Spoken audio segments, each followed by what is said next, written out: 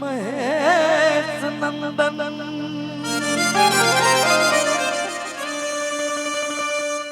अमर के बनावा कोनो लायक गणेश जी।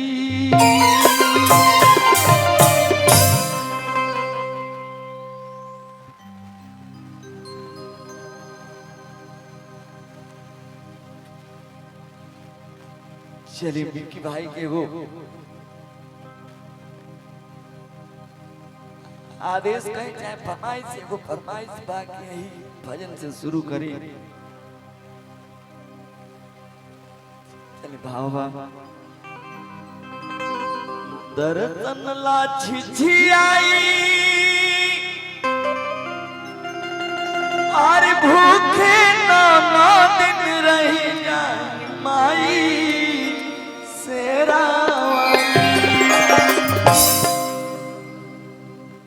दर्शन ला झिझियाई भूखे नौ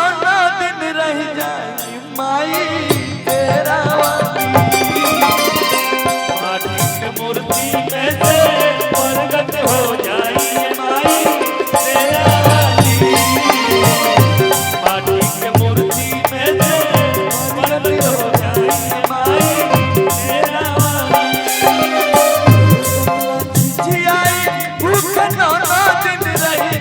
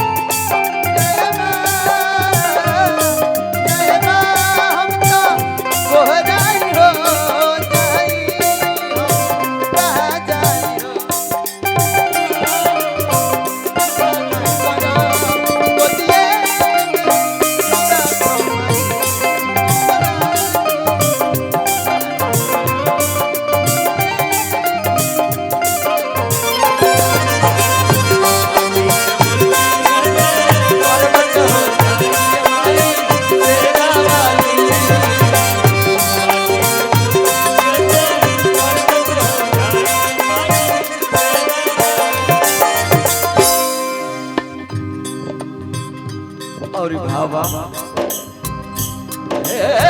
बिटावा पर रहिया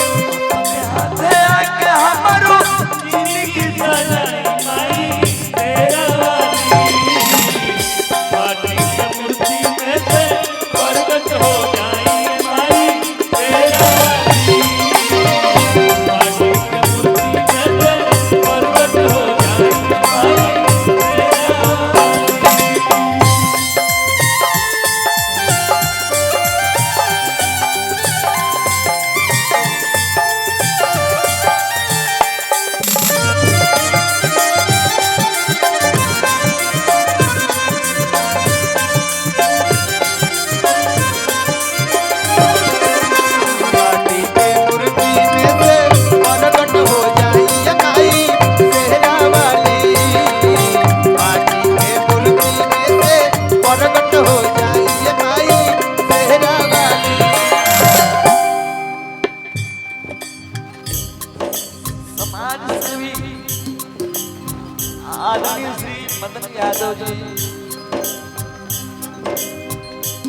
बड़े भाई आपकी तरफ से ढेर सारा पुरस्कार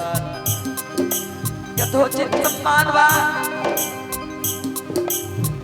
अभाव बा ओ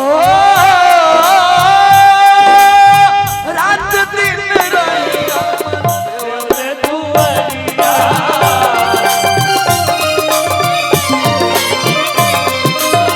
माई हमर कंगन है तेरा सवरिया रात दिन रही हम सेवले दुआरिया माई हमर कंगन है तेरा सवरिया ए माई छोट भाई आदरणीय श्री पिंकी तिवारी जी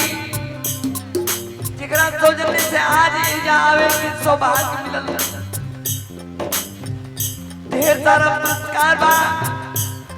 यथोचित सम्मान बा रात दिन रही हम